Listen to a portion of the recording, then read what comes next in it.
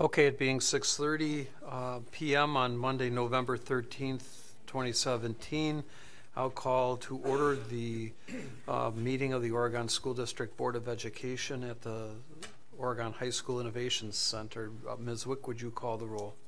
Ms. Feeney? Present. Ms. Oderico? Here. Ms. Flanagan? Here. Mr. Raymond? Here. Mr. Kraus? Here. Mr. LeBrun? Here. Mr. Zach? Present. Board has a quorum. I have proof that the meeting has been appropriately noticed for an open meeting, and those proofs will be with Ms. Wick in case anybody wants to verify that. We have an agenda this evening that has one action item, that is approval of a policy from Policy Committee, and then a couple information items, a Building Bridges Program report, and then information discussion meeting on the student achievement reports. And I think we'll take the Building Bridges information item before the student achievement reports because we have visitors tonight for that. So out of courtesy to them, if no one has any objection, we'll just reverse that order. With that understanding, I need a motion to approve the agenda. Mr. Raymond with the motion, Mr. Kraus with the second. Any discussion? Hearing none, all in favor signify by saying aye. Aye. Opposed, that motion carries. Agenda item A is a consent calendar. Is there any item on the consent calendar that any board member wishes to remove? Seeing none, a couple additions. We have at your table a new staffing assignment. We've made a hire for our Director of Communications district-wide, Erica Mundinger. And the information's there, and that would be subject to approval tonight. That's been a process that's been ongoing, and we're excited to have Erica on board for that position, something we've talked about for a while. In addition, we have a number of donations. The Robert and Kathleen Schmidt donated $100 to Prairie View. Methodist Night Circle have donated $230 to Brooklyn for their needs fund. The Knights of Columbus, who's always generous to us, has donated for our special education program approximately $840. We got a grant from the Discover E-Girl Day grant program for the Code Like a Girl program that we have here, $1,000. And then Lycon Inc. Has donated $5,000 for our J.C. Park East project. So those are very generous donations. We thank them for their contribution and support of our district. So I'd need a motion to approve the items on the consent calendar. Second. Okay, Ms. Flanagan with a motion, Mr. LeBrun with a second. Because there's contract done here, we'll need to call the roll. Janie, would you call the roll? Ms. Flanagan? Yes.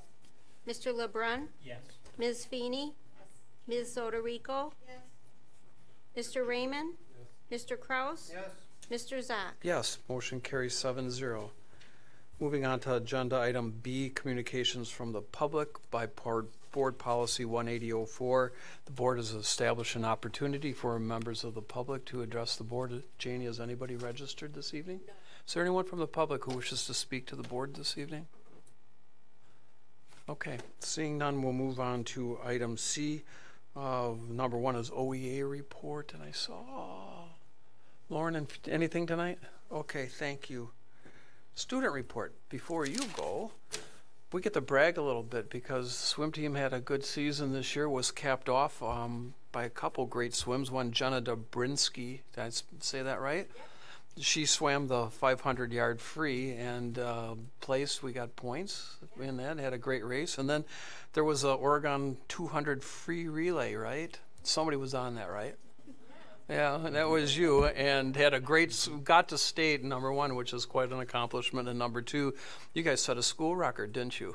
Congratulations. That's a lot of training. It's really nice when hard work pays off, isn't it? Yeah, so congratulations. Anything to report? I know you're working with Krista and Gina and the student council on the calendar thing. Anything to report separate from that? Okay. Good.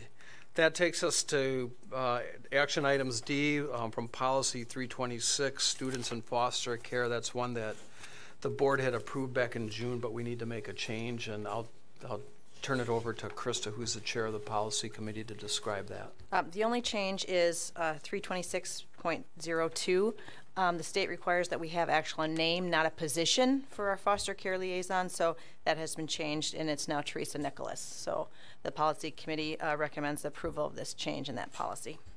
That being a motion from the policy committee, is there any discussion or questions regarding the proposed change to policy 326? Seeing none, Janie, could you call the roll? Ms. Flanagan? Yes. Mr. Raymond? Mr. Kraus? Yes. Mr. LeBrun? Yes. Ms. Feeney? Yes. Ms. Oderico? Yes. Mr. Zock?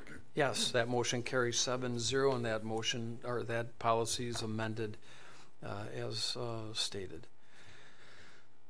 Committee reports. Anything, Krista, on committee reports? No, the policy will meet later this month. And you're going to be working primarily on the calendar? Okay, good. Visioning, Jeff. We meet Wednesday morning, 2 days from now, and we'll be discussing transportation, sustainability, and youth sports. Thank you. That takes us to our flip-flop. We're going to move from student achievement reports. We'll go to information items, the Building Bridges program. And I think, Candace, you're going to start off for us. Why don't you come up, and I know you have someone presenting with you, so the floor is yours.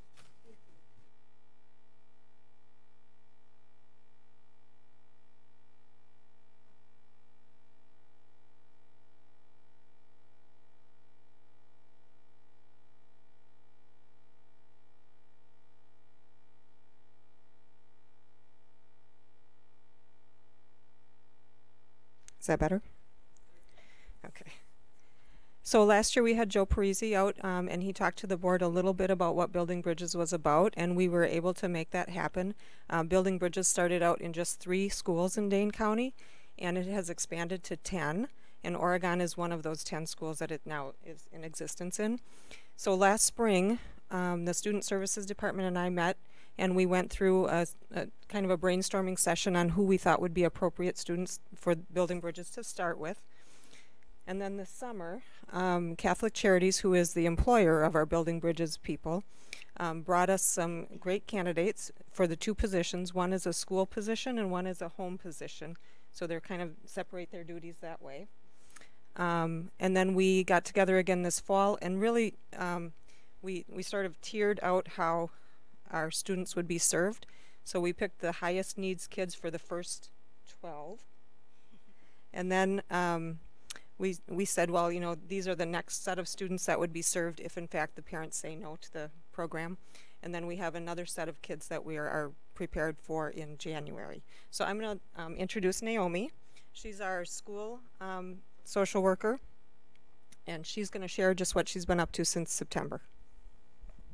Hello, I'm Naomi. Thank you for having me tonight. I just first want to give a really big shout out to all of the administrators that we've been working with, because everyone's been so inviting and so welcoming and very on board.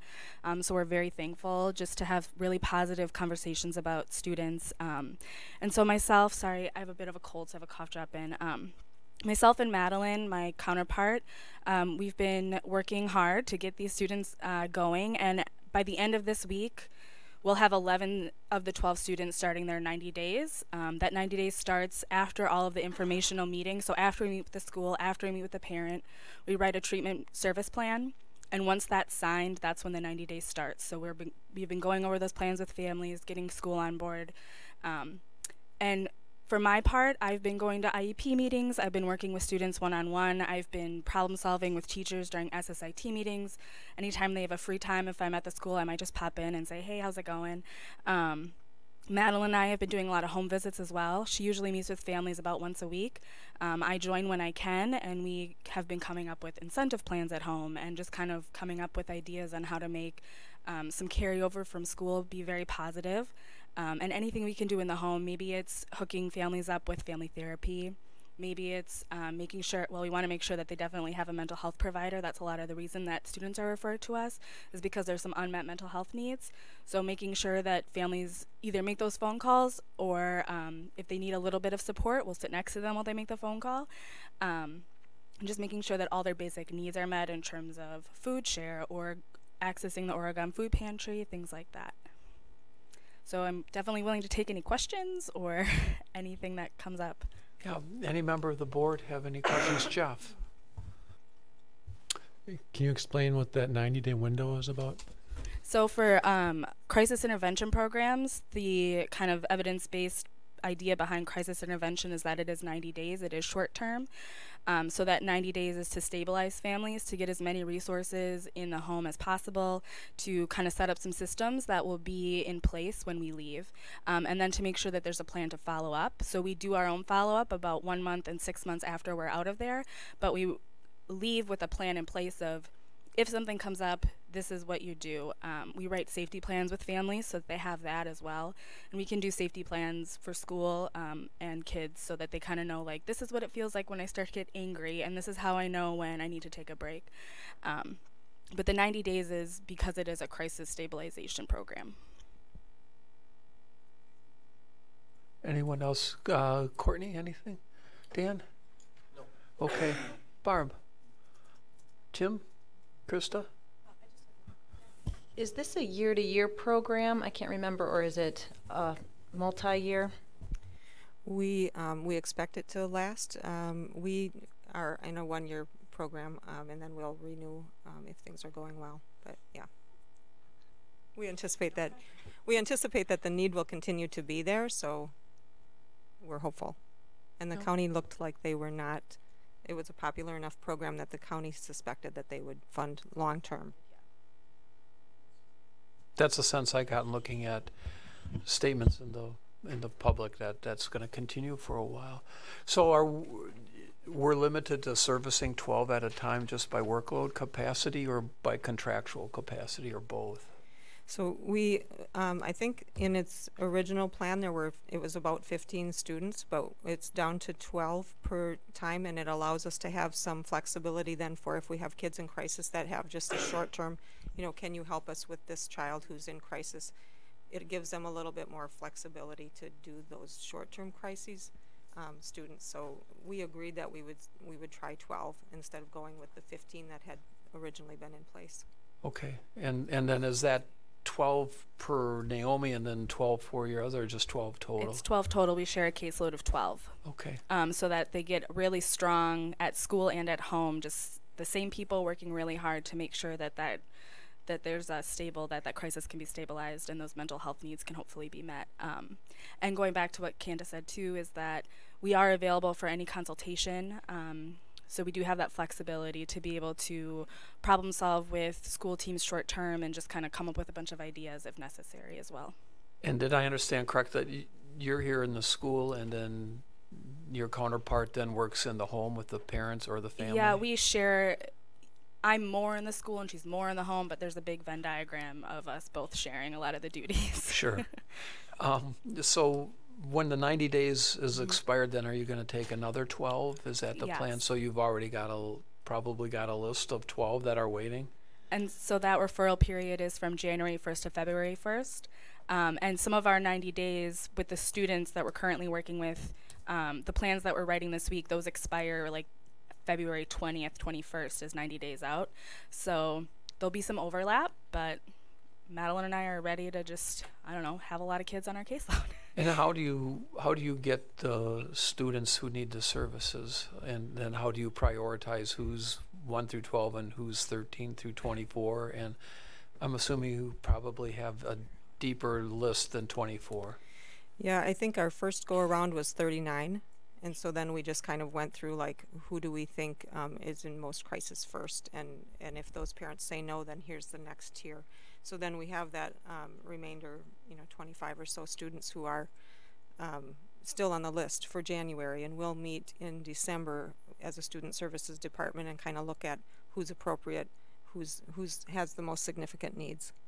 And is this K-12? K-8. K-8.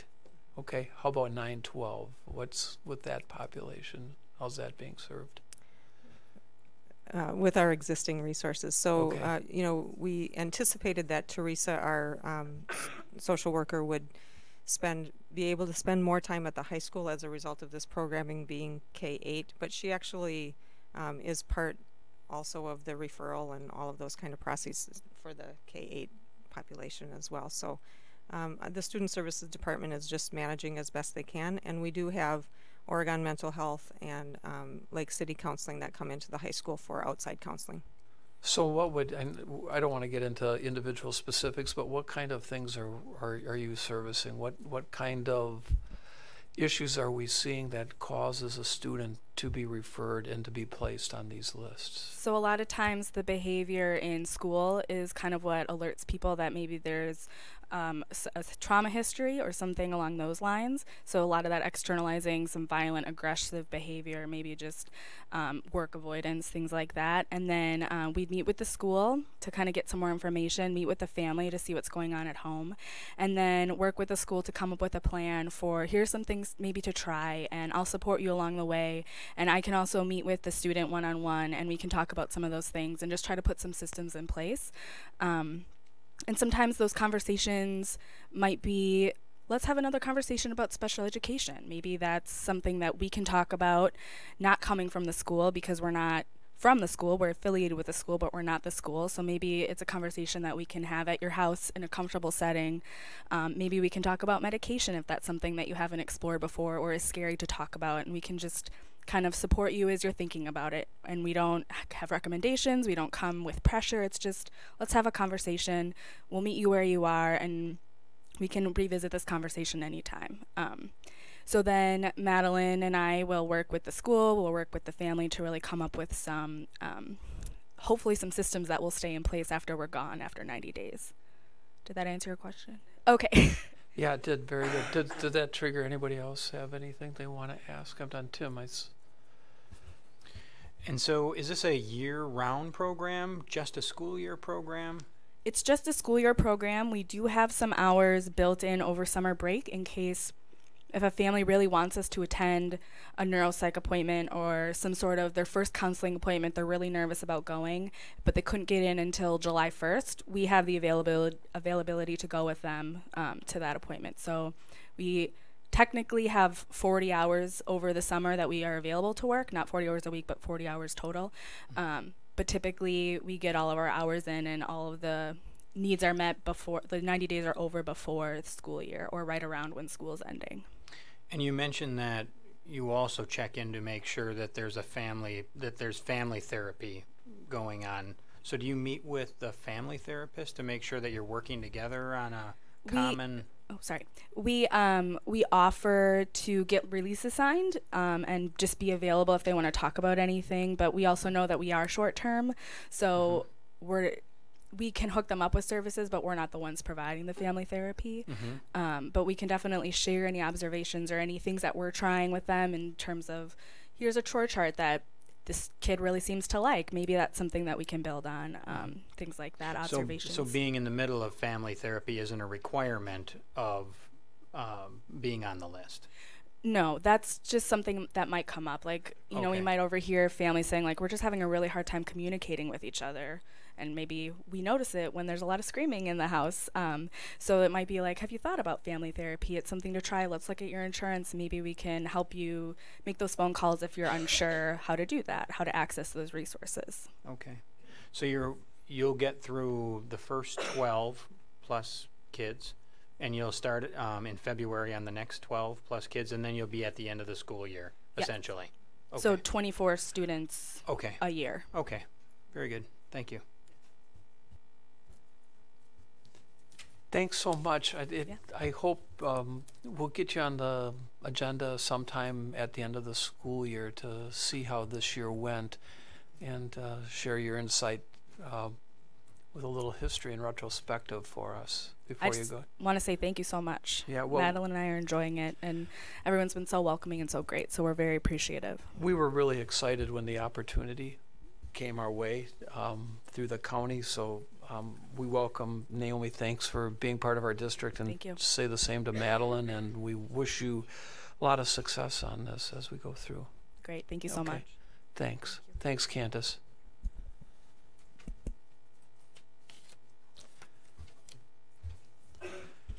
We'll bounce back up then to discussion item E2, which is student achievement reports, and this is Something that in the past we've done in the summer, we've gotten more of the achievement reports in detail with lots of data. And then last year we started a new format. This was last year's, and Brian's going to share with us and start the process for the 2016-2017 annual report to the board.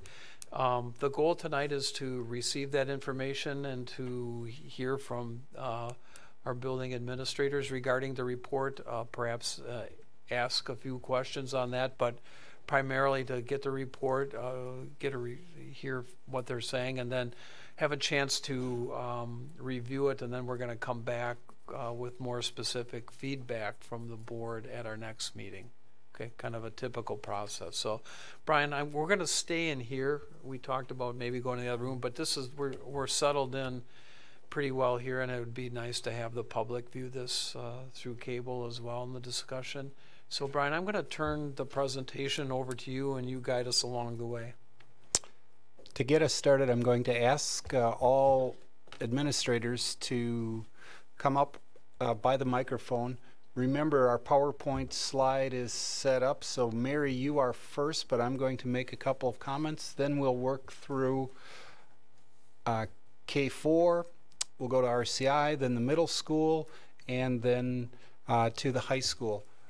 As Steve mentioned, board members, if you have a question, if you could just jot it down, because we have this timed so exceptionally well. We are going to be in that 8 to 10 minute presentation by school, and if you have a few questions, just jot them down and you can catch us all at the end. This is for all administrators, even for some of those that might be outside of my earshot, so please come and join the group, because you might be the individual making or responding to a question at the end for the board. I'm just going to get us started with a couple of quick things. As I mentioned, we do have a PowerPoint that someone will be getting up, and I'm going to send these around each direction. This is our official 2016-17 report. You'll recall this is what the report looks like after a year of me carrying it around and showing it to virtually everyone that would give me 5 minutes or so for me to show it to them. So I hope my 2016-17 report looks just as worn as this one. A few changes that we made over the last couple of years is we wanted this report to be easier to read. We hope that you find it easier to read. We'll have it posted on our website for parents to check as well. You'll also notice there's a student voice section in here. We had a student voice section last time. One of the other changes for some of us that have been doing this for a long time, goal reports were often written by the administrative team at a particular building. Now one of the significant changes is the role the school leadership teams have in developing that report. You'll notice some of the data and some of the goals were not quite as standardized as we used to be a decade plus ago, which makes sense because we have more individuals participating, and we've given the school leadership teams sort of free rein to come up with the implementation plan from the Vision Steering Committee. So you might not see as much standardization as you have in the past. Ideally, you will be able to see how we are living our 5 district values. Each school has planned activities around those 5 values. You might recall last year we had some framed around the 4 C's, some framed around the 5 values, and the feedback that we received from all of you was, let's focus in on the 5 values. I'm going to take you back for a second and make you younger. You don't have to tell me what you were doing in 1991, but there's a fair amount of research, and it was started in 1991, and I know Dan Rickley will smile when I say this because he and I have had long conversations about effective schools research and the 7 correlates of effective schools. Back when the effective schools research started, the first correlate was a safe learning environment.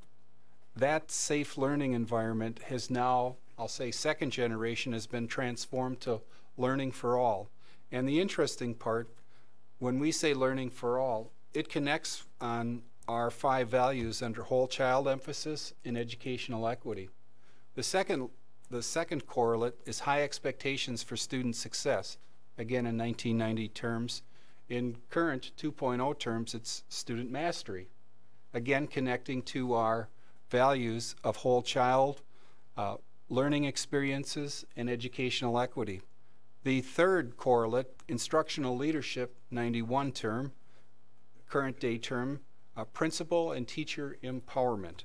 You can see the principal and teacher empowerment relative to the work we've done the last few years with school leadership teams. That would fit in our living the value of caring and professional educators. Correlate number 4, clear and focused mission. We were talking about mission back in 1991. We're still talking about mission in 2017. I would say the 2.0 version to that is highly effective practices. You've heard that before. You've heard Leslie and John talk about our pathways for learning and how highly effective practices is one of our main pathways. Also, that connects just directly to our whole child emphasis. Correlate number 5 in 1991 terms, student time on task. 2.0 version, interdisciplinary curriculum. Think of the investment our community and our principals and staff and teachers have made in STEAM. There is probably no better example of interdisciplinary connections than our STEAM curriculum. Again, this connects to our value of relevant learning experience. We're down to 2 correlates. 1991, monitoring student progress. We did that in the 90s. We continue to monitor student progress. Now, the 2.0 version, more authentic assessments. We know Jim is going to be reporting with a group of his colleagues next month on our senior seminar class. We've talked about performances, portfolio-based learning, the evidence that at the end of a student's high school career they may do a performance. That is a strong connection to our learning, our 5 value of relevant learning experiences. The last correlate makes me smile a little bit. It's called home-school relations. That was the 1991 term. Now we would say an effective partnership. Our value, strong family and community partnerships, something that was identified in the August 2015 Vision 2.0 conference and something that's just as alive today as it was in 1991. So with that, I am going to turn it over to Mary, and she's going to go first. And Mary, who is controlling the, Andy's controlling. So you'll just have to click Andy when you're ready for the next slide. Okay, all right. As someone who was actually teaching here in 1991, it's interesting to hear that because it's been great. The school district has always had all of those goals and missions, and 4-year-old kindergarten is a good example of that. We had some of those same correlates, but we have upscaled in 2.0, and 4-year-old kindergarten is a good example of that. So as we look at the competency from last year, 2016-17, we did have 97% of our 4K students perform within our developmentally appropriate band within literacy and 95% in math. The developmentally appropriate band refers to our reporting system, and it has all of our expectations for children within the 4 or 5-year-old age span. We continue to work on our competency. We are continuing our RTI. We do RTI within 4-year-old kindergarten. We actually had 50 students this year that were participating in that small group instruction, and all but 6 were able to pass within that developmental band. We are also working on the engagement piece and working science into our curriculum, so we're going to have additional outdoor classroom opportunities. Right now we have 4-year-old kindergarten on Monday through Thursday, but we also have the 3rd Friday of the month, and those 3rd Fridays are now spent in outdoor classroom. And we have some additional time and money spent for some field trips to the Learner Conservation Park, so I think that'll be exciting for our future. Andy. Next slide. Perfect. In the areas of character and culture, where our social emotional growth is always really our cornerstone. We really concentrate and feel that our biggest mission is to have a healthy and happy learner who's excited about learning. So we do this through encouraging kindness, resiliency, wellness. We work on that both in our professional development and within our classrooms.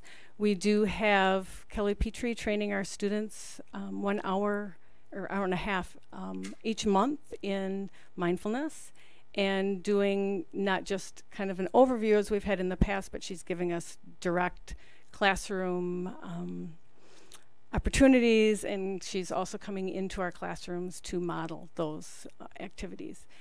In addition to that, we have one classroom that is piloting the kindness curriculum, which is part of the UW-Madison movement that they've had through the Weissman Center as well. So that just came out this fall, and we do have a classroom that is going to pilot that curriculum.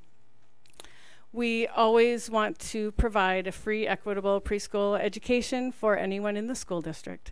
And so we work very hard to provide that. We, as teachers, are being trained through our professional development in equity, and we are also part of a pilot program through UW Whitewater and CISA. It's a partnership that we have working on inclusionary equity. So we have a classroom profile that has just been developed, and DPI is looking at it as a possibility for 4K throughout the state. And so we are the pilot school to try that this year, and so far it has been fantastic. I just started some coaching cycles today, so we're looking forward to improving our environments and our instructional strategies with our special education inclusion. And of course, always trying to teach compassion and a positive self-esteem. Oh, I'm sorry, thank you. Didn't see that. Thanks. Community, we now have 14 classrooms within our 7 community sites. So we are community-based. We work on our partnerships of those childcare centers. We also work on the partnerships of all of the families involved. We work really closely with our families. 4K is involved in over 100 hours of additional family outreach programming that happens outside of the school day. So between the district and each of the sites, we have over 100 hours of opportunities for our families to come together, get to know each other, and to strengthen our partnerships.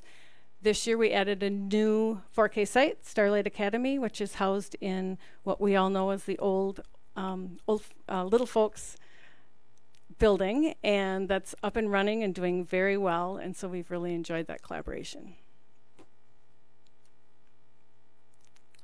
Are there questions along the way, or I just keep passing? Okay. Okay, switching to our 3 elementary buildings, we're going to just do a little glimpse first at the competency data, and the 3 of us each have just something short to say, and then we'll go into each of our schools. So the first thing you see is a 97% proficiency rate for our reading, and we're really excited about that. That went up a bit from the year before, and you know, for me anyway, being out in classrooms, I see so much depth in terms of the curriculum with the Lucy pieces, where kids are actually using strong terminology, the depth and the curriculum that's covered in terms of how kids can perform, how kids can read and write, and marry that together has been amazing. And so I think the growth is a direct reflection of that Lucy Calkins curriculum. And I'll just quickly touch on math. Again, a strong result this past year in terms of our math achievement with 93% proficiency rate.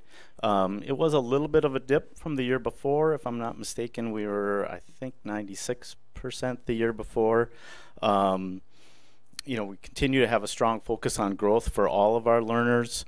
We implemented, last year was the first full implementation of our new Bridges materials, curriculum resources. Full year of implementation of that. A lot of good learning along the way by our teachers as they collaborated together, and continue to do this year. We have, at every full day PD release day that we have, there's time carved out for our math teachers to meet together. Many of our teachers continue to specialize more in math or literacy and see growth through that process. Just in general, as we think about our practices, though, what we're really seeing is a much greater alignment of our learners' mathematical experiences in the classroom being tied to the much more rigorous state standards that we have. Students are really challenged to think critically and go deeper, and really the problem solve, which all align to our district goals and missions. Really engaged in mathematical discourse. There's a part of the math day called Number Corners, which is really it's a teacher facilitated, but if you're in the classroom observing it, it is students discussing and learning from each other as they recognize and make observations about patterns on a daily basis. Really rich conversation and discourse in mathematical vocabulary happening. It is an intense curriculum.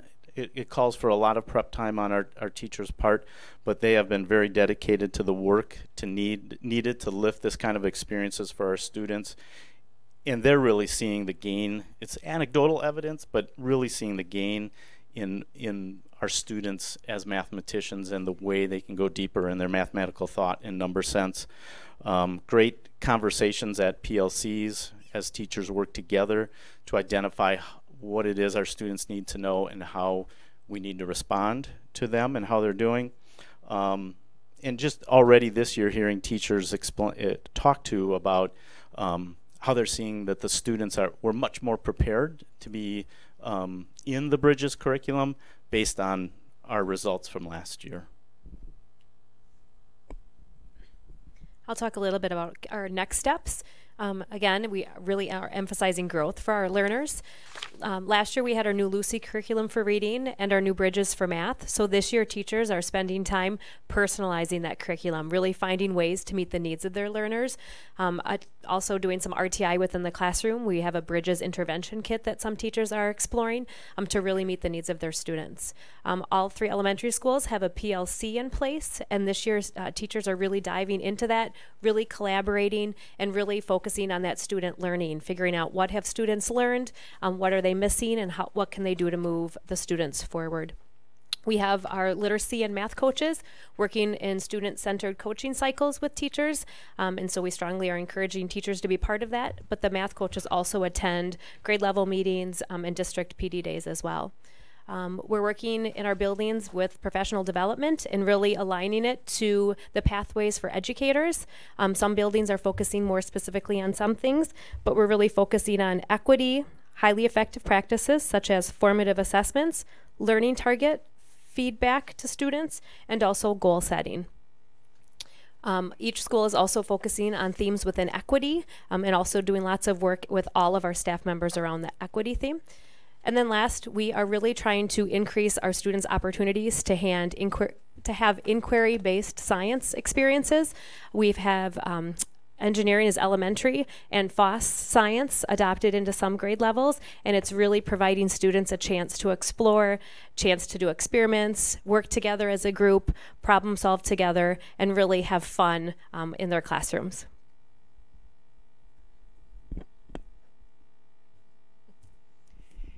All right, I'm going to talk about our 3 goals. I'm not going to read what's up there. That gives an overview, but I want to talk about the process that happened this summer. I've been very fortunate in my time at Brooklyn to have really amazing leadership teams.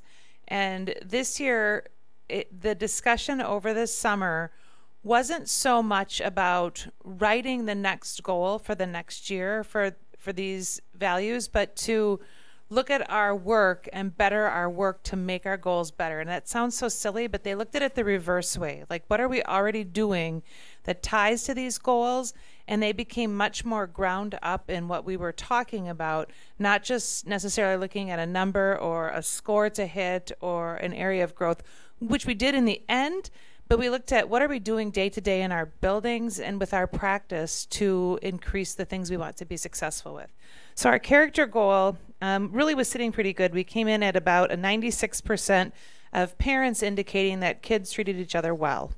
And while that sounds good, of course we wanted to do more. So we talked about things up there and really looked at targeted lessons in pause instead of just feel-good lessons and team-building lessons. We really looked at where are different behaviors, where are kids expressing concern, how can we support those real meaningful discussions we're having with kids and families. Our guidance counselor, Dawn Donner, is fabulous, and while she's not the person that likes to work by a strict structure, we have implemented her curriculum into our rotations schedule, and that's gone well because while she said it takes a long time to see the benefits, the growth is in those discussions again with kids. We have many people trained in nurtured heart, zones of regulation, and it's becoming normal verbiage amongst our kids. So our character goal is to increase really to 98%, looking at using those techniques again with what we're already doing in our day. The next one I get really a lot more excited about because this might seem to make more sense based on those discussions with leadership team this summer. We looked at all the things that make up parent communication and wanted to improve that. Well, we all know parent-teacher conferences are a great time for that. We all know in this day and age, teachers are quick to have a blog. Some of our teams have Facebook pages. Some have Twitter feeds. Some have, I mean, that piece. But then we got talking about what really engages our parents or gets them involved or informs them. We were kind of calling it, it's sneaky smart. So we would have these events at night, like our dinner and a book, which was great last year, and I know some of you were there. But that was just having families in as a family unit to eat.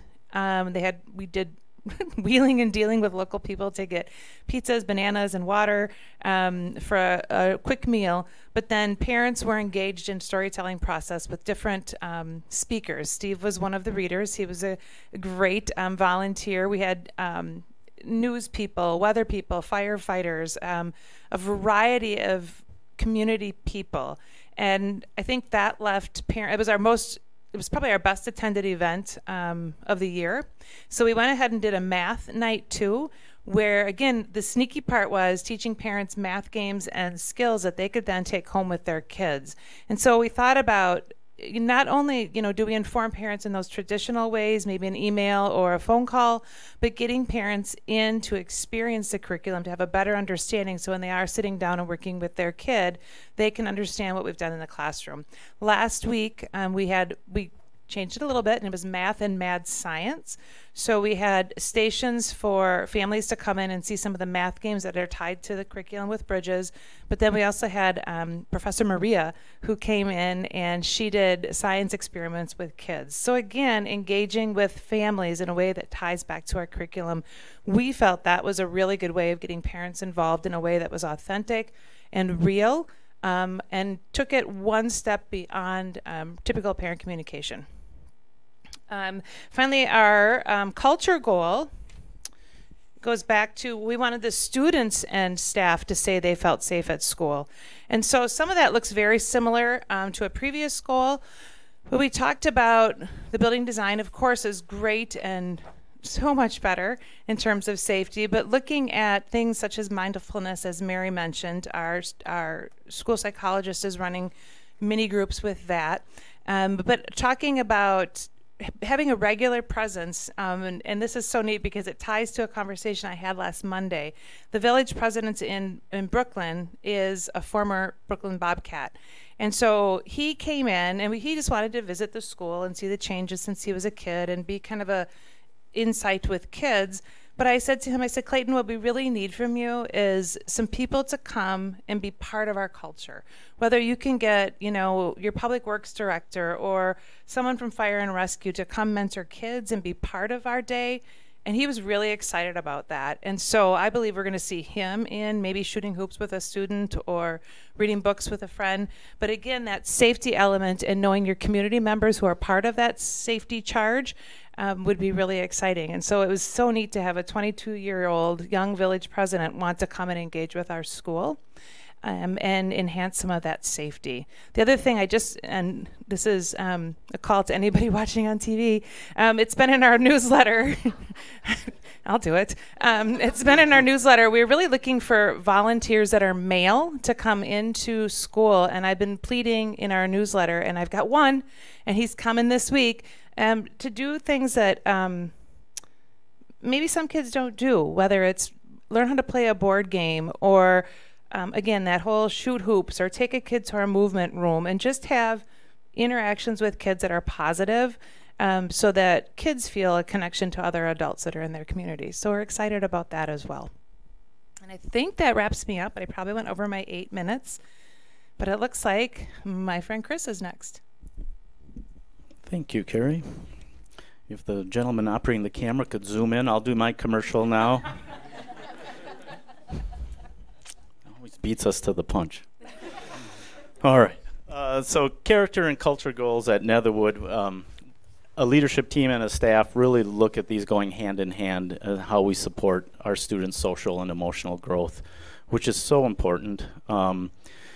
You know, there are more probably objective measures of academic achievement, and it becomes a little bit subjective and anecdotal when we speak to our character and culture goals, but it is such a big part of what we do as a school and as a community in building safe and respectful schools and helping all children find their way and feel comfortable in their own skin, which is really the heart of it, that it's all right for us all to be different and to be champions of ourselves. So we do a lot of work through great teams and individuals at Netherwood to support the whole child. We've had good results as we take surveys of staff and students and parents, similar to Brooklyn and Prairie View, the types of percentages we see in terms of all those stakeholders feeling that we do have a safe and respectful school. But we know we have a lot of areas we can grow in. All children come with different backgrounds and different experiences, and different readinesses for school, and we want to be able to respond to all of them. So there's a great focus on professional development. This year, across the board, across the district, we're spending a lot of time on equity as our focus. All staff, paraprofessionals included, are traveling that journey together of discovery and seeking to understand ourselves and each other better in an effort to eventually really impact our practices and our experiences for students. This year at Netherwood, as we've continued to grow the last couple of years, we're piloting an increase in student movement and mindfulness practices. Some of you may remember the previous 2 years we were very creative in how we supported either 22 or 23 sections in the area of our rotations. This year we have 2 full-time Phi-Ed certified staff members. So our students this year at Netherwood, 4 out of every 5 days they're experiencing a 30-minute movement, physical education experience, and we're wrapping in mindfulness practices and efforts there as well. We're also leaning on Kelly Petrie. We're about halfway through, not all of us, but I think we had 13 staff members sign up for a 8-week journey with Kelly to learn more about mindfulness as we try to see how we can wrap those practices into our students' day and our teachers' days. We have monthly what we call character family at Netherwood, similar at our other 2 elementary schools, but we're using some of the teaching tolerance resources this year, which really aligns nicely to the equity work we're doing as a staff. Again, really wanting to teach and model for our students the building of good character traits. This year we're actually doing daily announcements using something called Words of Wisdom, and they're just nice, quick daily messages that reinforce those positive character points to our students. Again, second step curriculum with Ruth Greiber, who's our school counselor. She launched that last year as we did at the other buildings. This year we're making sure that she's doing some professional development with our staff so that all of our staff know the strategies and how to use that language with our students on a daily basis as we support them through brave talk on the playground and advocating for themselves. And just through our annual theme, which is a great thing for elementary buildings. Our theme this year is Choose Happy. It's about choice and mindset, and that how much a student controls their own self and their own day and their own growth. Kind of wraps up the efforts we're pursuing for character and culture. Switch the slide for you. For our community goal, also focused very much on building partnerships with parents and community members and groups. A big part of it is how do we make sure that to include a parent and feel for a parent to really feel that they can support their child's learning and growth is how well do we communicate where a student is at academically, socially, emotionally, and looking at new ways and better ways to bridge that gap. Maybe moving away from the old standardized grading and reporting methods of a twice-a-year report card to something more continuous like an online portfolio that gives parents a glimpse into the daily life of a student at Netherwood.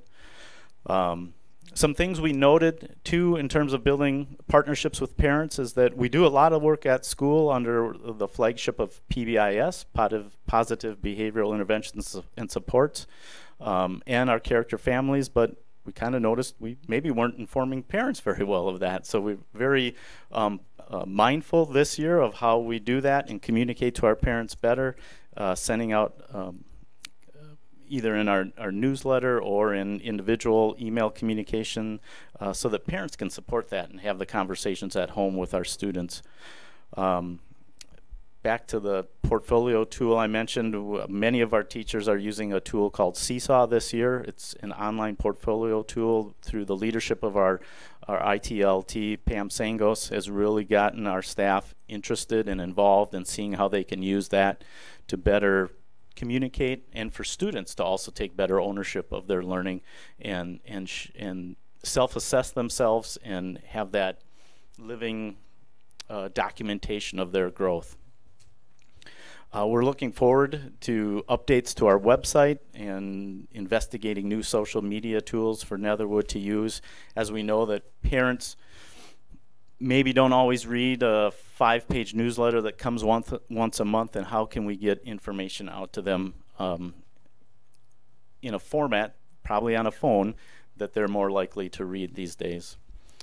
And we continue to work with some very committed volunteers at Netherwood that have been around for a while and soon will be transitioning to the schools at RCI and OMS in the future around our outdoor learning opportunities. If you haven't driven by Netherwood recently, there's a hoop house there now.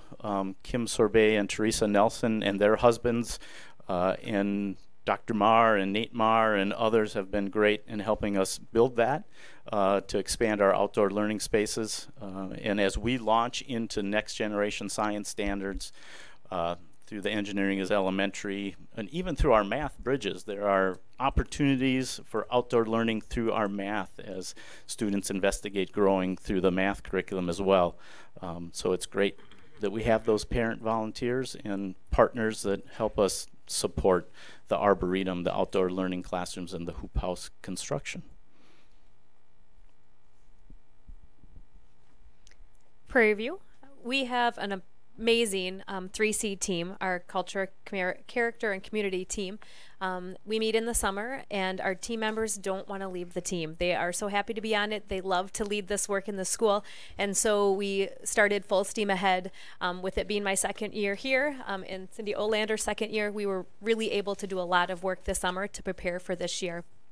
One of the things that we continue to work on is for our students to be respectful to each other while they're in a safe and supporting learning environment.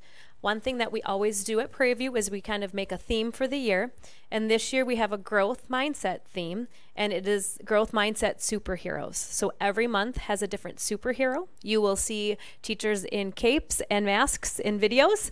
We've had a lot of fun with it. The students absolutely love it, but all of our announcements that we have on Monday and Fridays are tied to growth mindset. We tell kids on Monday something to work on, and on Friday we check in again with them. So it's been great, but we're also talking about respect and continuing our empathy theme from last year in the building.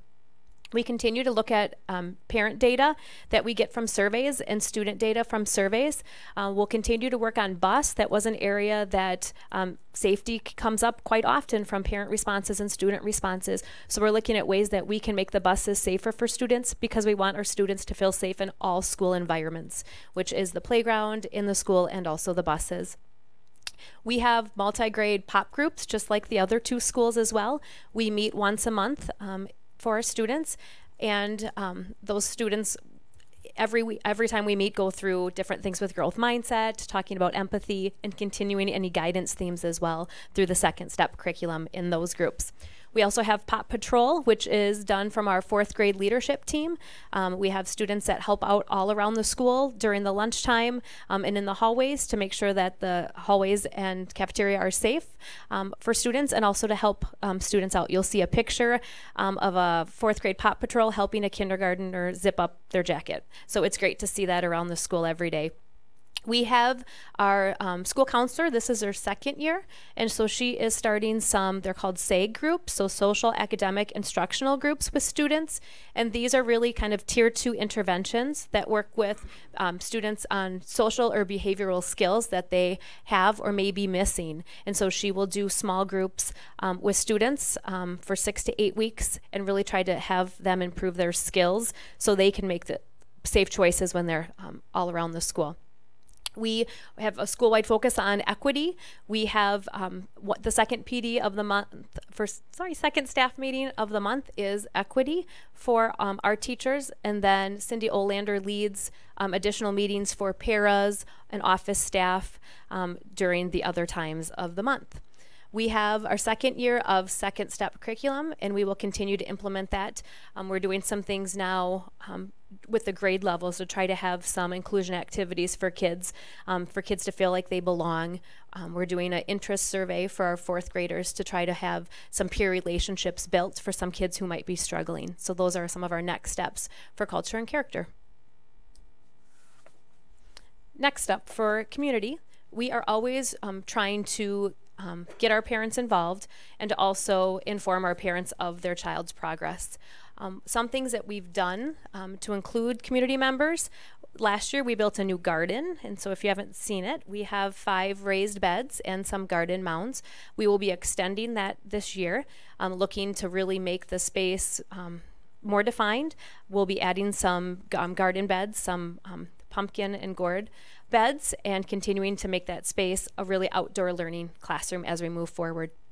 We have a lot of parents that volunteer time, and we have started with a kind of a volunteer drive at parent conference nights to try to get some more parents on board, so it's not just a small group of parents. We've changed our Prairie View Facebook page. We have daily updates. We tie each day to something different. Mondays is reading, Tuesdays math, Wednesday is STEAM, Thursday we introduce a teacher, and Friday we talk about our PBIS growth mindset theme. So we've been really trying to find other media platforms to have parents get involved. We also, with that, are thinking about equity of how can we inform our Spanish-speaking families. So we've been trying to do some more things translated on different media that we use. And that will be continuing something that we work on this year. We have a dinner and a book event as well, where we have community members come in. We had a great turnout last year, and that continues to grow every year. So we're always looking for volunteers to come read a book with families. We have a great mentor partnership with OASIS students from the high school. This is my 2nd year of being involved, and we did a little overhaul this year. We have a growth mindset focus for those kids that come. It's 8 students that come every other week, and they work with 8 of our students. Most are 3rd and 4th grade, but they really talk about growth mindset with the kids. We talk about mindfulness. We practice some mindfulness, and then we also have sometimes playing games, but really building relationships for those kids who maybe struggle in school, who might not fit in, and then they're making connections with those OASIS kids as well, so it's really helping both students. It's been a great 2 times that they've come, and we really hope that continues to be a great partnership. We also have high school students that volunteer for dinner and a book or other events like Ice Cream Social, so we're trying to tie in other opportunities for those kids as well.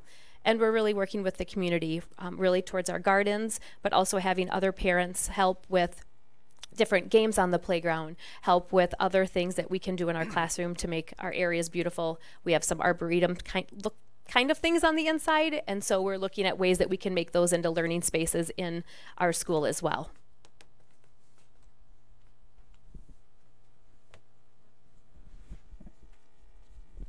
Thank you, Pre-K 4.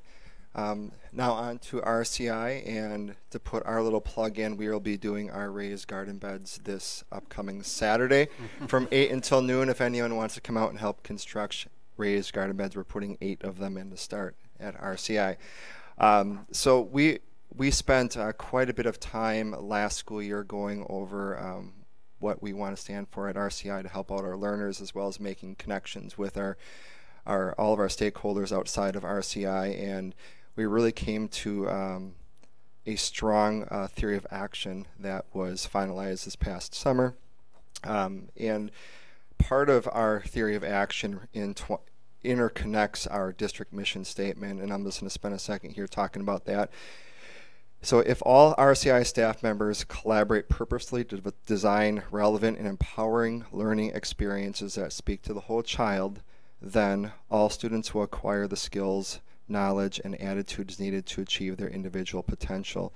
And this is something that, again, our leadership team, our PBIS team felt very passionate about, as far as making this very visible throughout our building, in all of our classrooms, and we're just working with the high school, finalizing getting those up throughout our building, and just to make sure that every deliberate interaction that we have with a student, a parent, a community member, every deliberate interaction that we have amongst ourselves is purposeful and keeps on coming back to what we're intending through our theory of action.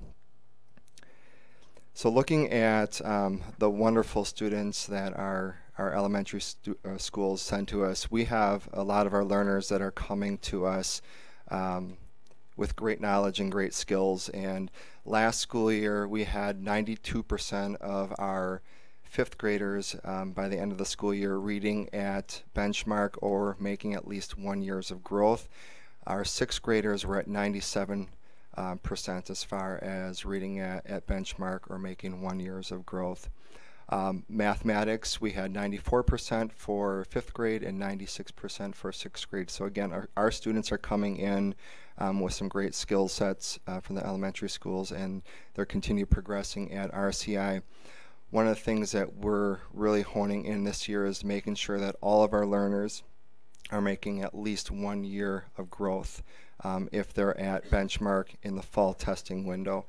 For our students who are not at benchmark in the fall testing window, we're expecting them to make at least 1.5 years of growth. So when we are reporting out for the 17-18 school year, I'm hoping that we can take off the grade level. We're talking just about making growth. So some of our deliberate steps that we're continuing to work at RCI is making sure that all of our professional development is purposeful and designed around the highly effective teaching practices, as well as the whole child. And specifically at RCI, we're focusing on equity as well as trauma with our learners. So with our highly effective teaching practices, we're continuing to focus on learning targets, continuing to focus on success criteria, performance of understanding, feedback to the learner, as well as goal setting. So making sure, again, that all of our deliberate professional development or learning sessions, as we call them at RCI, are aimed around that piece.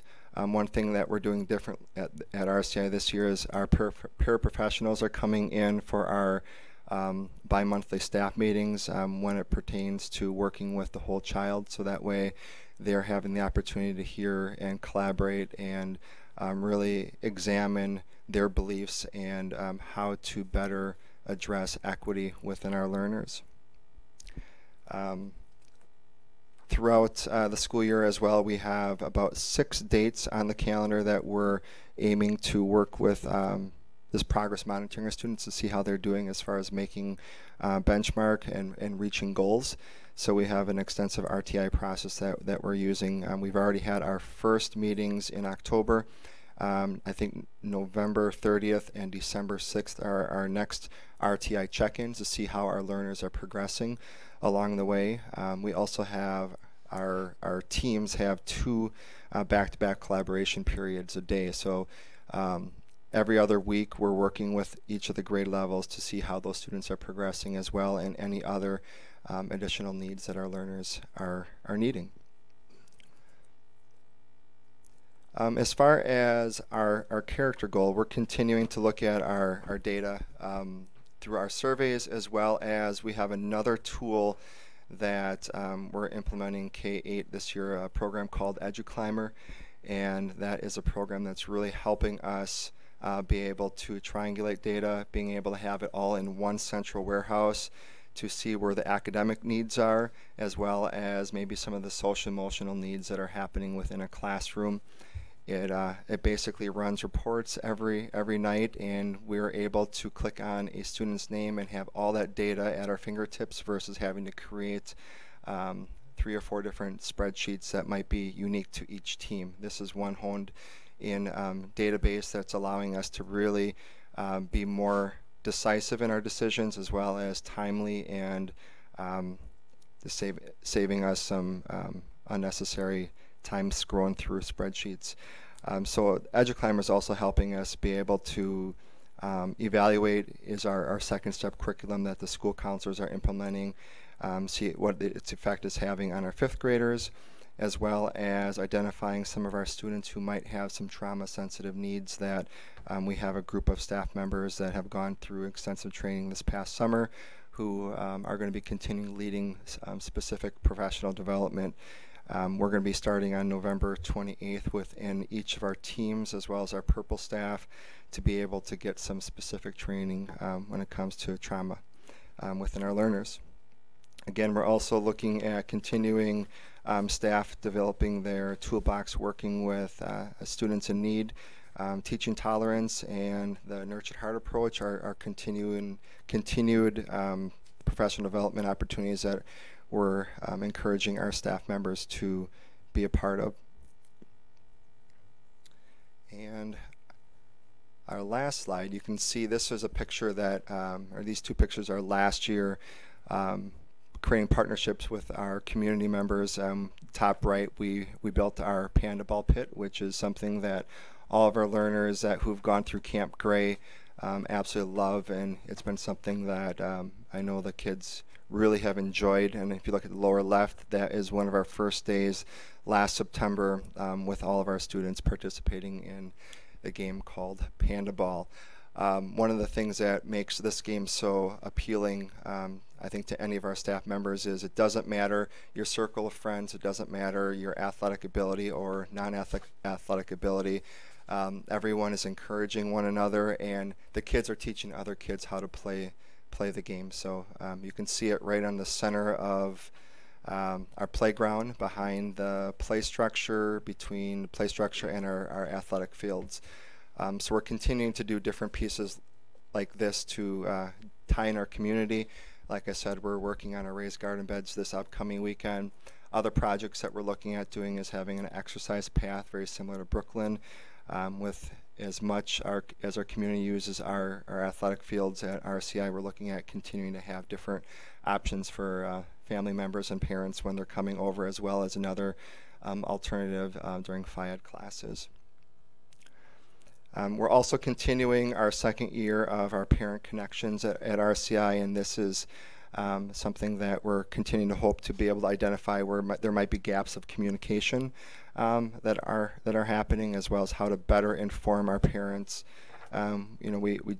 I just left our parent-teacher conference, our first night tonight, and it was awesome to see all of our parents engaged in the student-led process before going in to meet with the teachers to get an update on how our students are doing.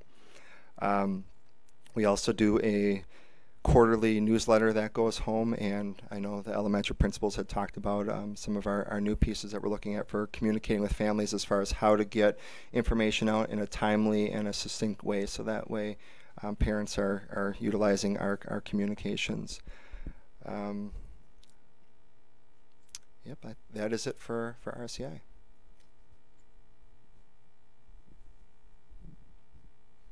All right, on to the middle school. What we've put together for this year, that journey began this summer with our leadership team, and we spent quite a few hours looking through our survey results and looking at our data. And for the first time, we developed a problem of practice, a process that the high school has engaged in the last couple years. And the themes that we found is that although our competency data that you see on that slide is up from last year, we had some pretty significant growth, year-over-year growth in 8th grade math. That was the highest in the county, so that was exciting. We still all agreed that Shannon, our kids... Could you say that again? Our 8th grade year-over-year data was the greatest growth in the county. in that spot. So, yeah. But even though it's up, it's still not as high as it should be and can be. And so that was one thing our leadership team identified, is that we have an opportunity to do better. And we still have gaps in our data for students with socioeconomic needs, students of color, students with disability. So there's still opportunities there to work on those gaps. We also learned that our students and families really value relationships, and that they want to be challenged more, and they want more choice in their instruction. So that was the root of our problem of practice. And from that, we've developed a theory of action, similar like to what Jason talked about and what we'll see from Jim too. But it really loops back to our highly effective practices. So working on learning targets, formative assessment, feedback, and then of course equity. And so the focus of our work is revolving around all of those things. How that manifests itself, one example is collaborative classroom visits. We're focusing on our new educators selecting a veteran staff member that they want to see, and then we bring along some other colleagues, and it's not evaluative at all. It's really looking at our theory of action. What does that look like in the classroom? How does that come to life? And then having professional discussions and learning from each other, because there's so much capacity within the building. And how can we learn from each other and break down some of those walls that have been, sort of traditional in schools. We're continuing to work with student centered coaching with our instructional coach. I've been working much more closely with Andrea Fuller. We've been co-facilitating leadership team this year. And so she's really emerged as a teacher leader on staff. And so that has been really exciting, and it's made me a better leader to collaborate with her. One of the things that we've been working on a lot starting this summer is we worked with Redig, who is a scheduling consultant. He also worked with RCI staff. And we're trying to look at our master schedule and make some changes, both to increase our instructional minutes in math and language arts. We're pretty far below most schools in the area. But also trying to look at ways that we can provide students some more choices with some courses. Redig pointed out right away that we don't have enough choices, mainly for our students who are not music students and who don't pick world language. They're sitting in a couple study halls with not a lot of choices. And so that's something that we're trying to problem solve, because that demographic are also the students who are not super engaged in school, and that manifests itself with behaviors and attendance and engagement. And so we know that we have to try to make some changes. So we're having some conversations about that right now. So all of those things tie into what we're looking at with some of the things in competency. In character and culture, we've talked about this before. At the middle level, I think relationships and behaviors and that whole puberty thing going on has to be at the forefront, because if kids don't feel safe and connected, it's really hard for them to learn. And so building those relationships. When we looked at our data last year, we found that we had a small population of students who had really challenging behaviors. And for a lot of kids, a lunch attention or a suspension or some of that stuff helps to get them back on track, but we had a lot of kids that we weren't able to serve well, and we were totally scratching our heads. And so we sent our school psychologist to a training with Ross Green this summer, and he kind of shifts the lens of looking at kids with really challenging behaviors to really think about them having lagging skills. And kids would behave well in school if they could.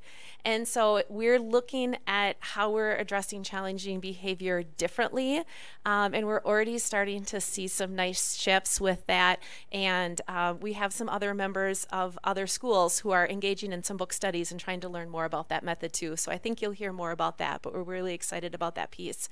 We're continuing our restorative justice program, and you heard from one of the Building Bridges social workers earlier tonight. I think the middle school has the majority of the clients working with Building Bridges. We were able to fill many of those spots quite quickly. Yeah. So we're so grateful. They've been doing a fabulous job in helping us support some of our families that we just didn't have the needs to meet. And so that is making a huge difference so far this year. And then the last one, community. When we were reflecting on community, the main themes there, one is academic and career plans, and really trying to help our students make connections. In 2 weeks, Dane County is sponsoring a career expo at the Alliant Energy Center, and like all the 8th graders in the county are going, and they have hundreds of different employers and career opportunities, and so our kids will be going to that first event. One of our students actually designed the graphic design materials for that publication, so we're really excited about that. Some of you, Gina was our lawyer for Career Gala in March, and so we're always bringing in a lot of different career opportunities for our 8th graders to see them. We've made some changes to our parent events this year based on some parent feedback. Our back to school night was not a sit and get dealio this year. It was more of an open house approach. We got very positive feedback from parents on that. So just trying to figure out what do parents need from us and being responsive to that. I'm excited because last week we submitted our Sugar Maple application to Green and Healthy Schools. We hosted the State Solution Summit on October 27th. And got a lot, our teachers they were awesome. They were great leaders. Andy was also one of our presenters. Hopefully we'll find out soon if we achieved that status, but we have a lot of really passionate educators at the middle school who are concerned about sustainability and teaching our kids ways to make the environment better, and of course utilizing our beautiful new greenhouse and all the things that the referendum is giving us the opportunity to do with our kids. So lots of great things going on and lots of opportunities for growth for our students as well. Thank you, Shannon. Can you hand me that? There we go. Thank you. I am really excited to follow up my colleagues. We're in the 3rd year at the high school of working together, really proud of the progress that our building and our staff have made together. As we look at high schools can be very complex and very siloed up, and so since we have in our 3rd year of designing a problem of practice and a theory of action, much like Jason and Shannon have talked about here, we've also, our leadership team has focused really heavily this last school year on focusing on the board vision paper, the path forward, and we've dived in deeply and constructed kind of a bucket list, and each year my faculty is really familiar with this because this lays out kind of our path forward in the building in terms of how we implement board vision. And so at the high school, we're always going to have a deep focus on instructional practices, educational equity, and then AVID, ACP, and PBIS are things that we'll all address here. On our competency data, our statistics always look a little different than what you see at the elementary, middle, and high school because they're based on a different set of assessments and benchmarks. And there are many different ways in which we interpret competency as a whole, and we're looking to continue to lean in on assessments that we feel give a better viewpoint or perspective on how successful that our students are. You can see 42% of our students met ACT or Aspire benchmarks. The ACT benchmarks mean that students have a 50% likelihood to be successful at the college corresponding course with a B or better, or a 75% chance to earn a C or better. Those benchmark totals always look a little lower. In 40% of our last year's students who took the ACT hit reading benchmark, which was lower than the previous year by 10%. We had 51% of our students met benchmark the previous year. And how do you explain that?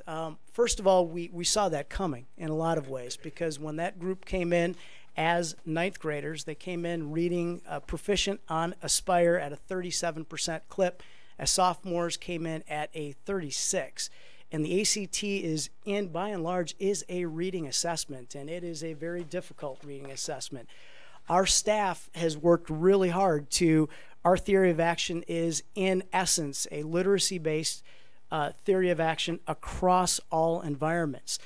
40% of those kids as juniors hit the ACT benchmark, was a 4% increase, which is modest and certainly a little bit below. In our fall faculty meeting, we dug a little bit deeper and we looked at the data that plays out the disbursement of scores. And ACT is scaled from a 36 on down. A 36 would be perfect in any one of those core subject areas.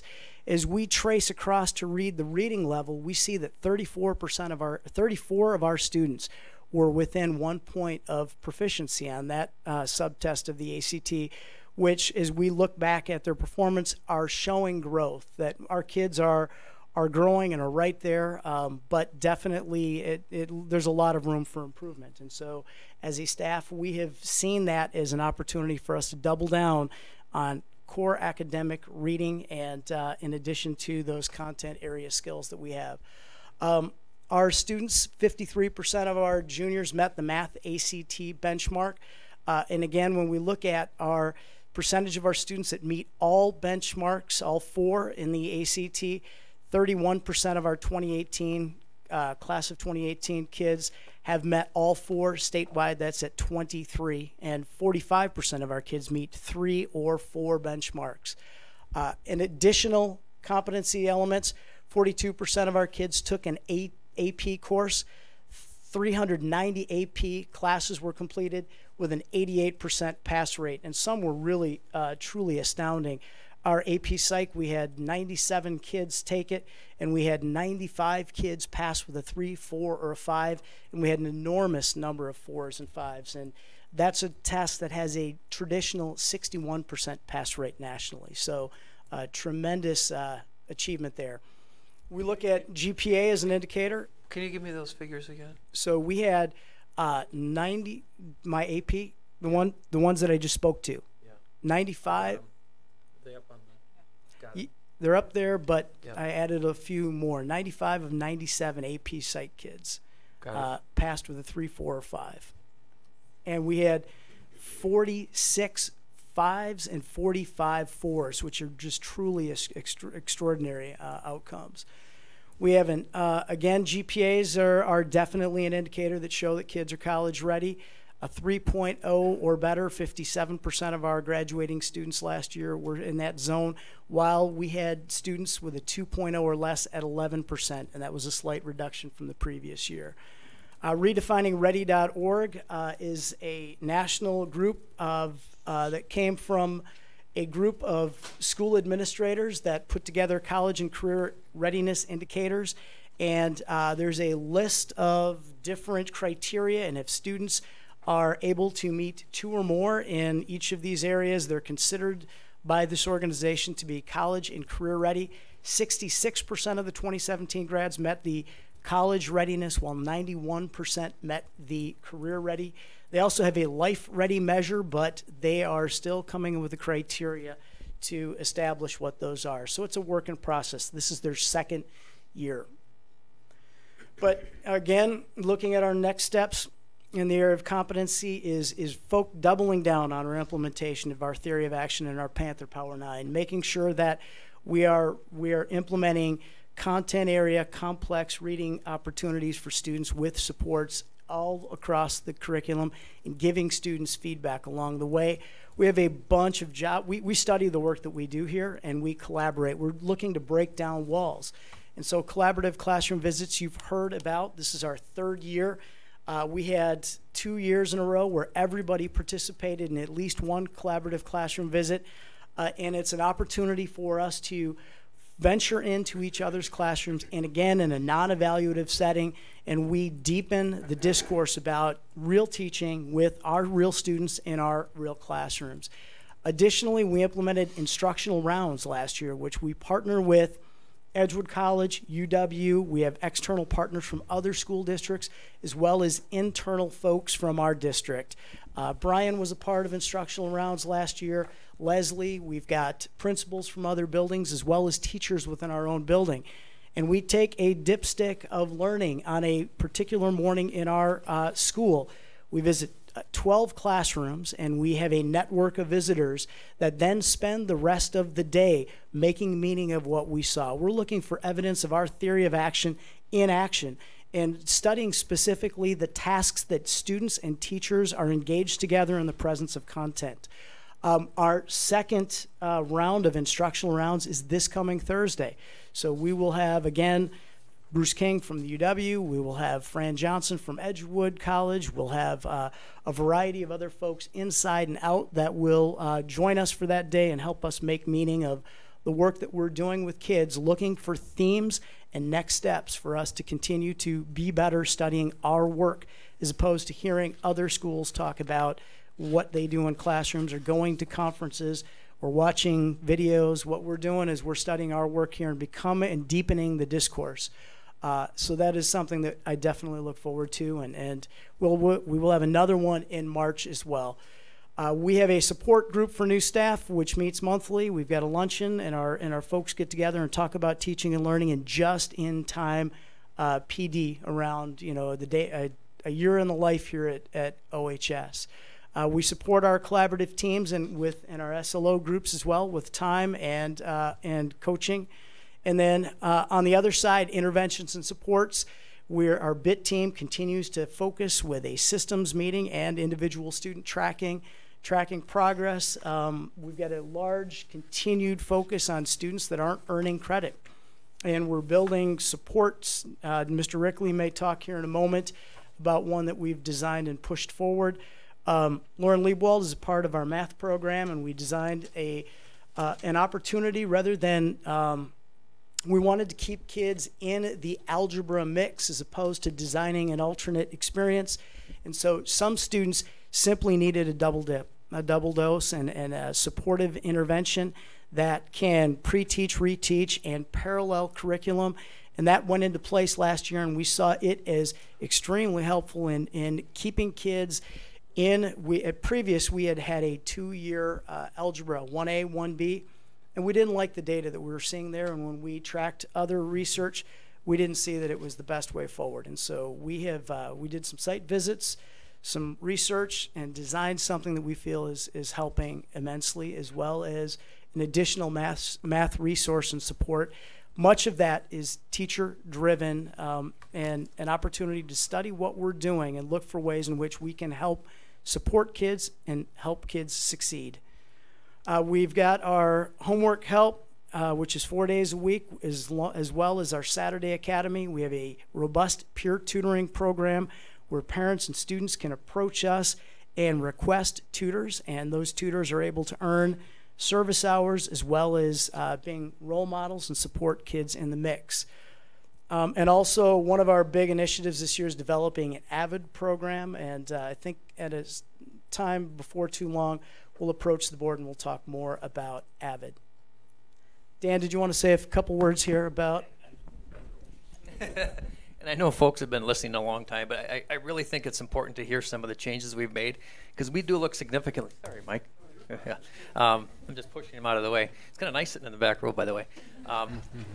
But we look significantly different than we did 2 years ago at Oregon High School. We do have, Jim alluded to it, we have 2 BIT teams. They're building intervention teams. One focuses on directly supporting specific kids that are recommended to us by staff.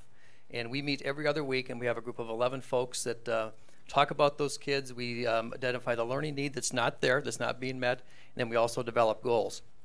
The other BIT team is called the BIT Systems team.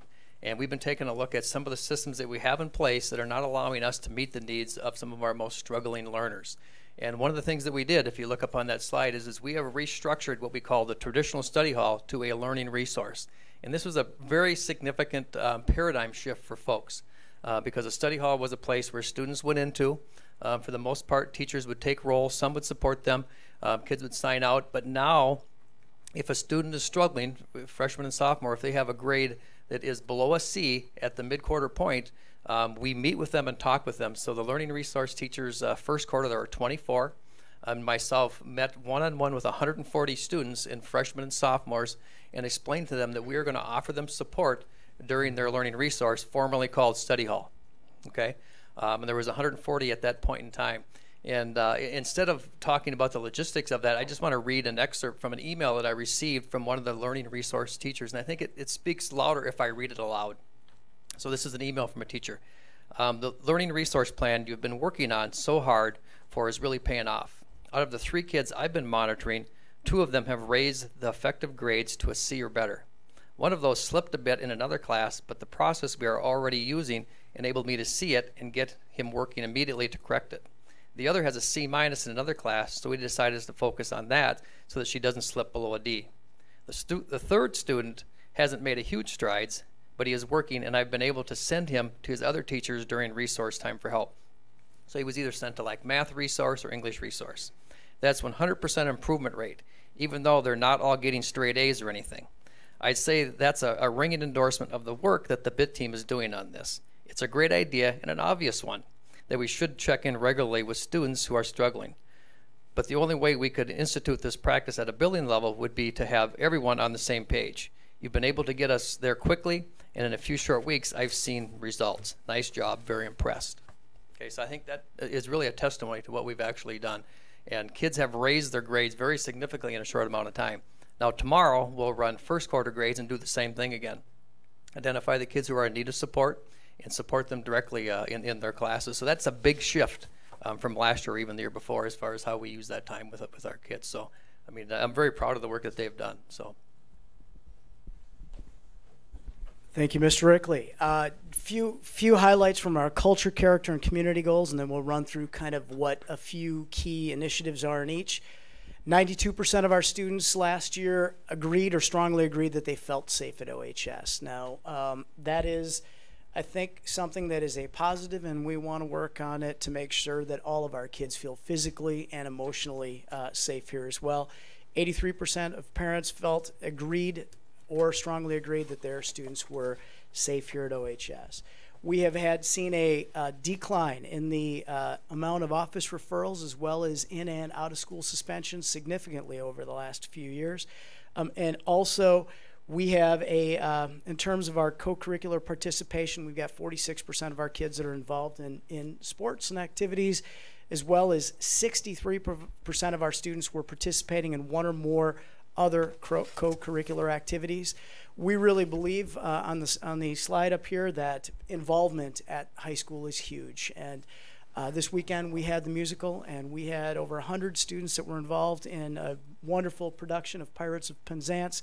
And every kid, I believe, needs that niche experience where they feel connected not only to a school but one another. We held a club fair this fall, and Missy Hahn organized a club fair to get the word out. In the past, it's always been Panther Vision, and we took time during an advisory, and we had 400 new signups to clubs and activities. We've got 45 or 6 different clubs that are in existence at the high school right now, and I've got 3 girls that are waiting to meet with me over the next couple of days to pitch new clubs and activities that we don't currently have, but they're interested in forwarding. Many of our clubs, including last year we added swing dance, didn't exist without student advocacy.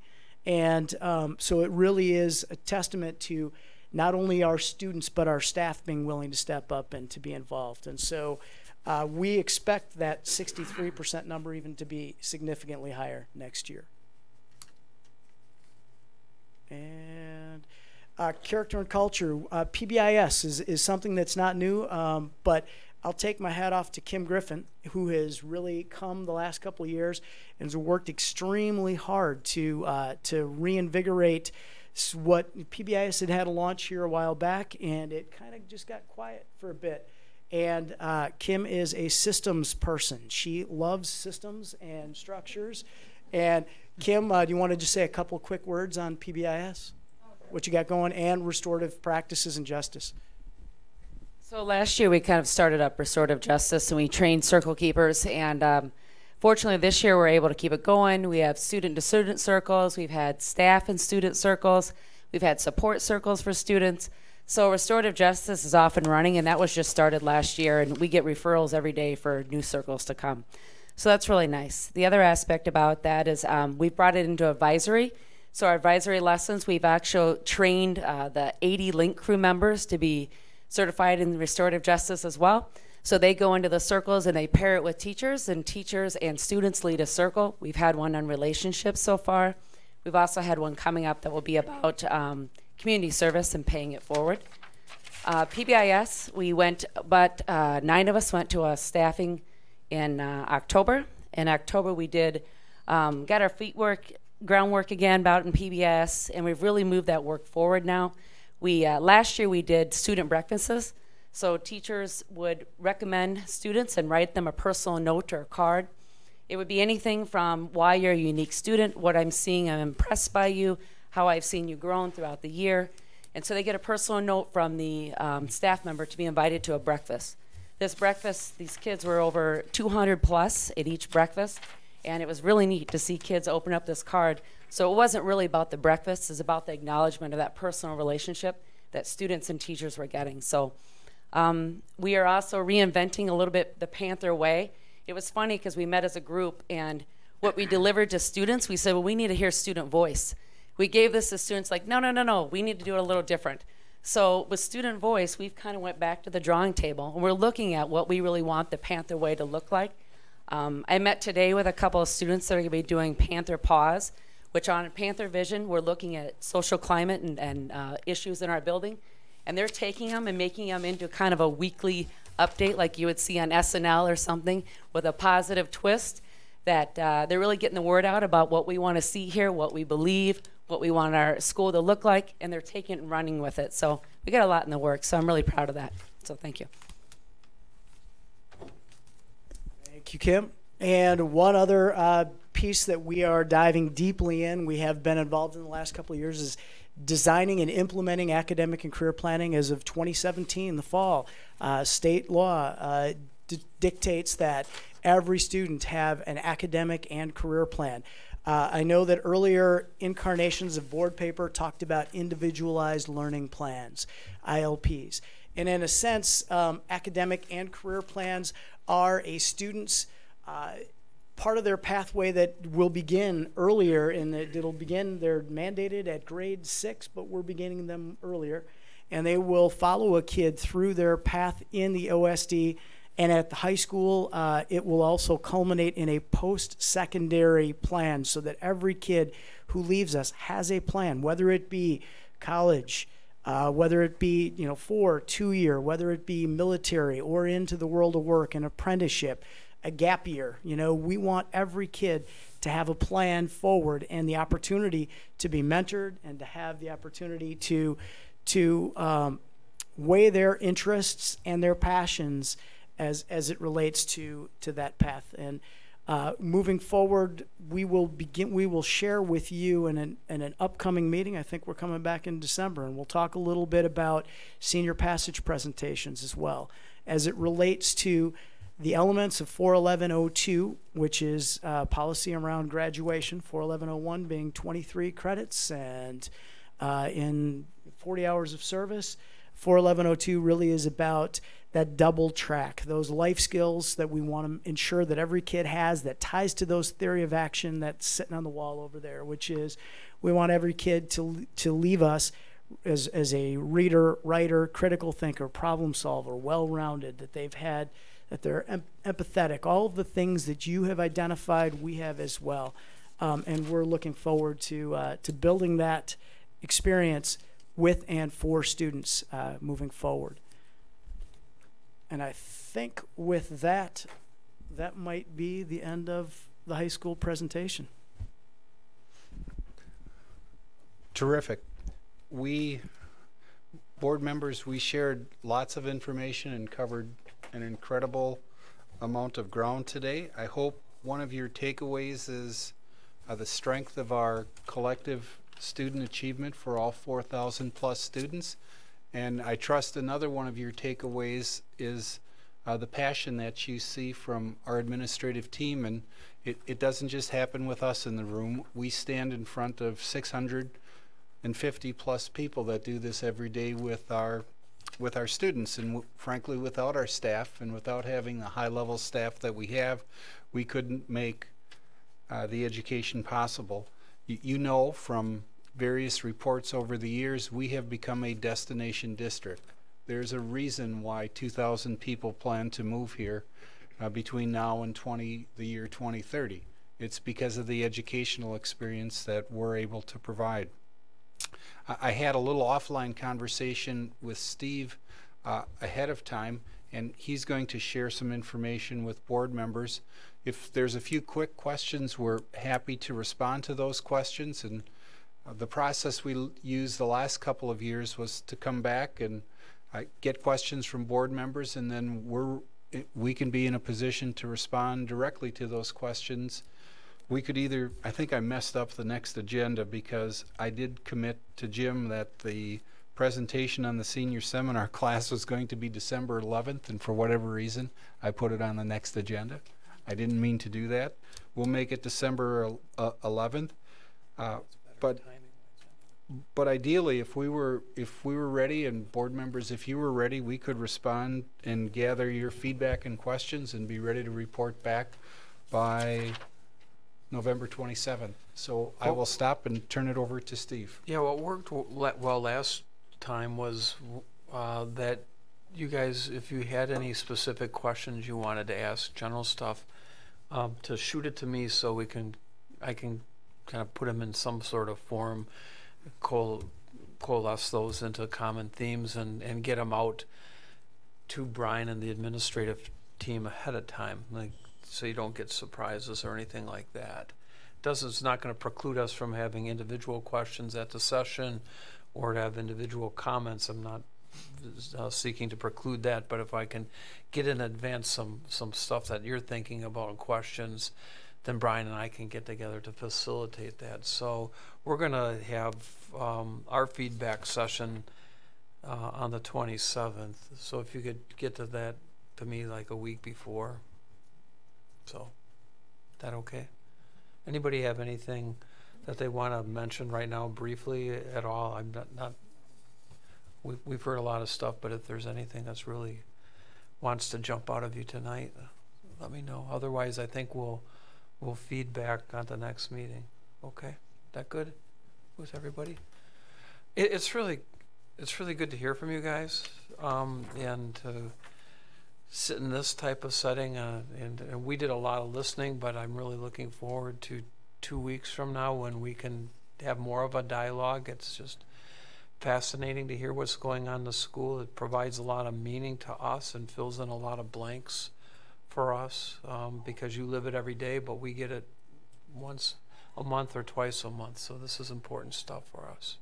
So good. Thanks for your time and a really, really good presentation. Next on our agenda, Superintendent's report. Brian. I will try to keep this short. Jim already mentioned our fall musical. We made a significant shift, I'll say, in maybe 4 or 5 years ago, where by design we tried to involve more students in the fall musical, and it is heartwarming to hear that over 100 young people were involved in this year's musical. We also had some great success with student athletes, and Steve mentioned that earlier. A couple of our teams had the opportunity, or individuals had the opportunity, to participate in the WIA championships.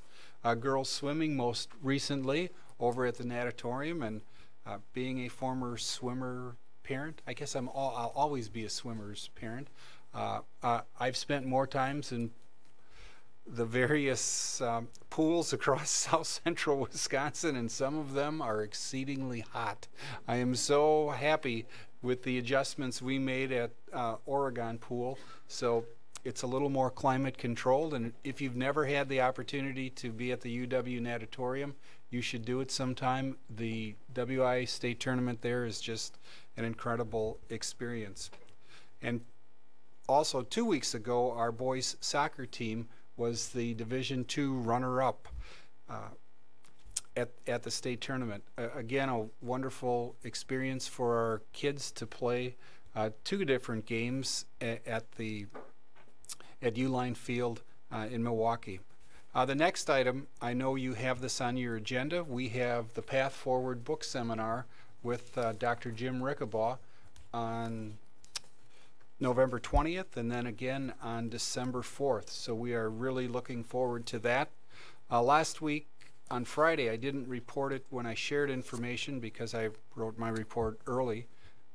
for once. And Candace and I had the opportunity to go to the Dane County Superintendent's meeting, and the notion of mental health across Dane County is really gaining a lot of traction.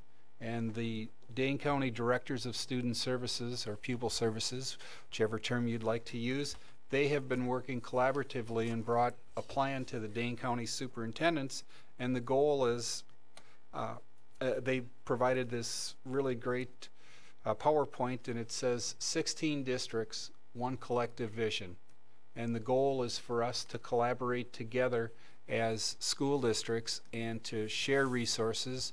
We're going to invite Joe Prairie to come back. You know, the work that he's doing with school districts on building bridges has been critical, and we've even talked about potentially, if we could, perhaps getting board members, because we know boards are dealing with mental health related items as well. So it was just a terrific workshop that we had last Friday. And then my last item, I did share this one, but I just want to underscore it. The Chamber Luncheon, the November Chamber Luncheon this Thursday, November 16th at 11 o'clock will occur right at the Innovation Center. We're going to have a short program and a tour of the school to follow. If anyone would like to join us, just let Janie know and we will get your order in, and we will have your lunch covered, and you'll have the opportunity to interact with somewhere between 30 and 50 depending on the day. That's sort of a typical chamber meeting. And I think everyone knows this. Greg Granberg, our school to work coordinator at the high school. Greg is on the chamber board, and he worked with Judy Knutson to get this all scheduled. So it's going to be a super busy day this Thursday at the high school because Jim has instructional rounds. I'll have the opportunity to spend a little time in the morning with that, and then we will have a monthly chamber meeting right here in the Innovation Center. So I'll stop with that and see if you have any questions. Thanks, Brian. Next item on the agenda is the next meeting's agenda. You have a draft of that at your desk. Standard agenda, what we're going to see from action items is anticipate from visioning a sustainability value statement. I know Dan and Barb have been working on that, and that's ready to get vetted by the steering committee. And then from policy, they're meeting to discuss the school calendar, and we anticipate a calendar recommendation will be forthcoming from that committee. Then for information items, we'll talk about the upcoming school board elections and slots that are open. That'll be our chance to do a feedback on the accountability reports at that time, and we'll move this senior seminar class then to our first meeting in December. So, anybody have anything else that they want added to the agenda for November 27th? If you think of anything before that time, get a hold of me and we'll talk with Brian about getting that on the agenda. All right, that takes us to last item on our agenda, and that's checkout. And I'll start, Carolyn, anything? Okay. What are you going to do with all your free time now? Okay. Okay, Barb. Tim LeBron. I just wanted to mention that I had a chance to go to the musical this weekend, and it really was spectacular. It was very well done. A lot of new faces, at least from my perspective. I know that we made an investment in the a sound system this year, and that was noteworthy. So I was really glad to see that hard at work, and the kids involved in owning it, which I thought was spectacular. The other thing is that I got a real good flavor again this weekend for how our facilities are used. And I'm very proud of the way our facilities are used. You know, on Saturday night, of course, we had the musical, probably the best, the largest audience, I would bet, on Saturday night. And at the same time, there was another event going on at RCI. The Boy Scouts were running their annual salmon dinner. And so I see both of those as a play between this school district and our community. And it goes on every single weekend in at every single one of our buildings. And so I was really happy to see how well our facilities are being used, and that the community owns those facilities. They're not just using them. So that's it. Krista, thanks. Okay, Courtney, Jeff, Dan?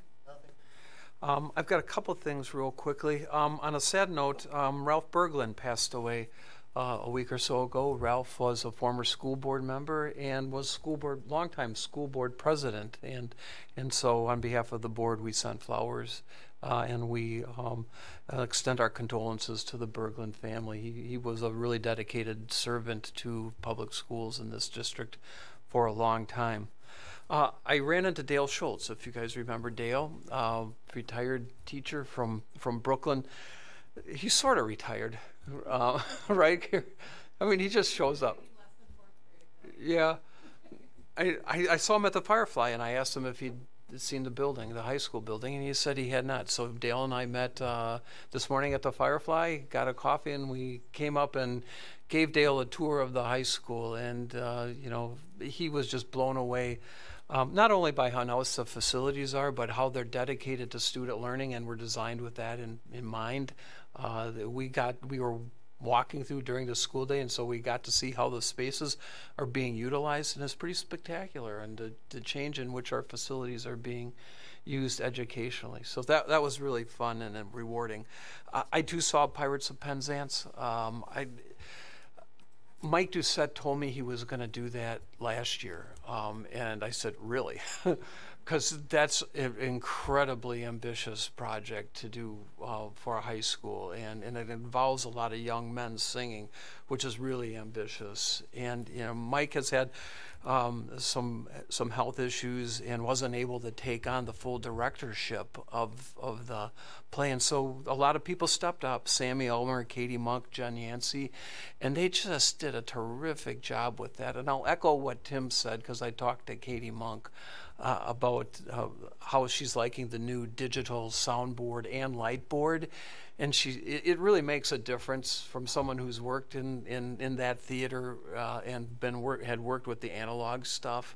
It really makes a difference, and she tells me that the biggest difference is in the student participation and their ability to latch onto that, and the sound and the lighting were designed by students, which is really terrific. So it goes from there. So it's good. We used funds from our community education surplus that was generated from community education programs, and recycle might not be the right word, but utilize those dollars from community ed back into community ed sort of things. And it was a huge crowd yesterday for it, and that's during a Packer game. So of course maybe Aaron Rodgers being hurt has something to do with that. And lastly, Mike, if you would congratulate all this fall sports. We're now at an end of fall sports, but on behalf of the board, thank them for all their time and dedication to our students. You know, we have 50% of our students are involved in that, and we know from listening to our students that that plays a vital role in their school experience. And so thank them. I know that, you know, the time they spent is way more than what we're able to compensate them for, so give them our thanks. Yep. So with that, I'll entertain a motion. Is there a second? With a second, all in favor signify by saying aye. Aye. Opposed? Thanks. So we're adjourned at 8:22.